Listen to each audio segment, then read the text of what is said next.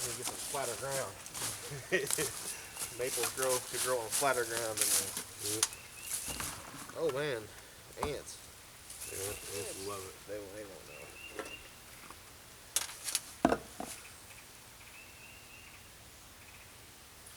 Look at him hang on. Yeah. Can't even pour him out. Man, look at all the sap in that. Man, look at 10 gallons of maple syrup coming out of there. No. About a half a teaspoon. The reality of it is. Next one. Well, it's heavy. Yeah. Hey, you stay in shape, ain't it? Right there. All right, everybody. This is T-Mac from Wild for the Outdoors. I'm with my buddy Will here, and Rich from Around the Cabin was asking about tapping syrup, and I said, man, I know the guy, and he does it just down the road from where I live. Will, you're the tapping man. First off,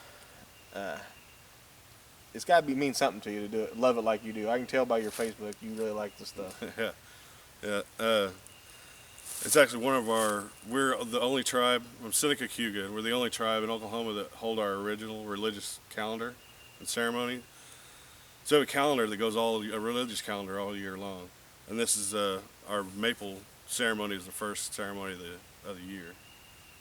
So, and this is involved in your creation story, you say? Yep. They say when the Sky Woman fell to Earth, she had two babies. They were twins. One was right-handed, one was left-handed. And the right-handed twin, he went around creating roses and like snakes and stuff. And then the left-handed one, he was kind of mischievous. He followed him around, putting thorns on the roses and fangs in the snakes. And the right-handed twin, he also provided us medicines. And one of the medicines, it was kind of like a revitalization type medicine. And he put sugar in the maple trees. But his little brother, being the mischievous guy, he followed along with him and he filled the tree full of water. And so why that's so kind of humorous, because he let me know, I did not know this. How many gallons of water do you have to boil out to get 1 gallon of syrup? it's 40 to 1. So it's you boiling out 39 gallons of water to make 1 gallon of syrup. That is a lot of boiling. That's a lot of water.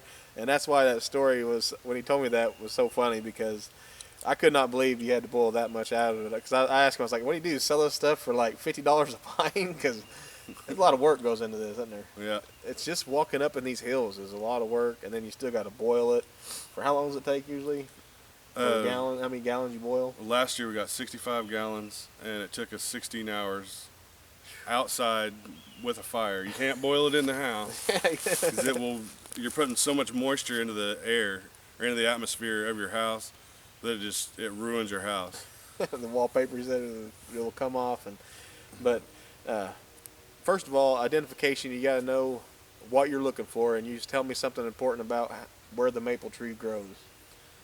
In this area, we seem to only find them on north-facing slopes. North-facing slopes, and of course, you got to know the bark. And right now, it's the hardest. They do hold their leaves, you said, a little bit. Kind of like the oaks, they kind of hold their leaves a little bit. So they're going to hold their leaves somewhat. But when do you guys locate them? When do you think the best time to locate them is? In early fall, when they first start to change colors, with the bright reds and yellows. Those really bright red trees you see, they think, man, those are pretty. Mark them, because those could be maples. Yep. And I've been out here with him today collecting a little bit, and we got some pictures we're going to be showing you at the show. We're going to be doing a show with Around the Cabin, and we're going to talk about this. We're going to answer questions. Like I said, Rich from Around the Cabin wanted the show. He's been looking for everybody to do a show on tapping maple trees, and I thought of this guy, and we're going to do that show. We're going to have lots of pictures to kind of take you through the process. One of the pictures I loved is that hammer you guys used to put them spigots in there. Mm-hmm. That is a piece of wood that Y or something, wasn't it? You guys just carved.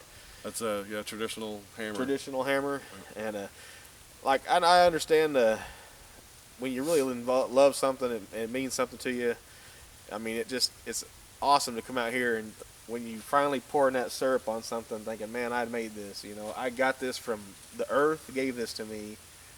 I loved it. I mean, deer hunting with me, you know, the animal provides food. I love it, and I love to see other people's stuff that they enjoy to do. And I know you enjoy this because this is cool. Plus, look at this place. Yeah. He gets to come out here and enjoy this. I mean, It's nice to have an office like yeah, this. this is awesome. I mean, even if I could sit here and have a picnic for hours, just there's no noise. It's so quiet, hardly any wind because we're down in this draw. Got some awesome scenery. This is what it looks like. It's like water. He did let me taste it, and it does have a hint of maple flavor to it.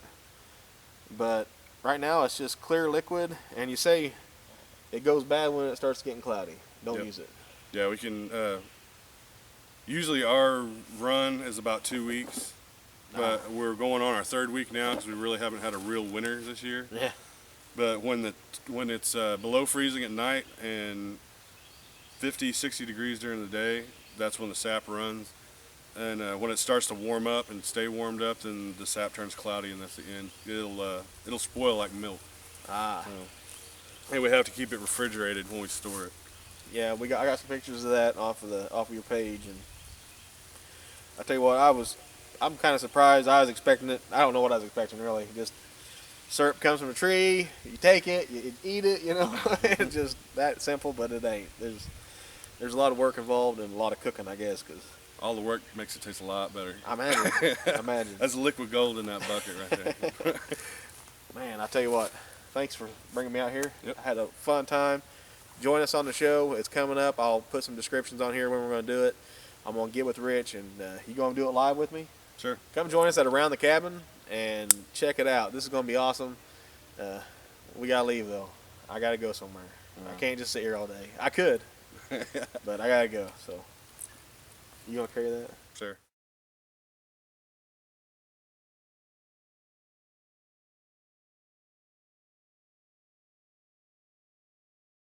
Wild for the Outdoors. Check us out Around the Cabin. That's www.aroundthecabin.com. Check the campfire for listings of our live show. For tons more videos, go to our YouTube channel, Wild for the Outdoors. You can also see them at www.wildfortheoutdoors.com. And don't forget to go to Facebook, like us, share us with your friends, and hey, remember, it's your God-given duty to manage this land.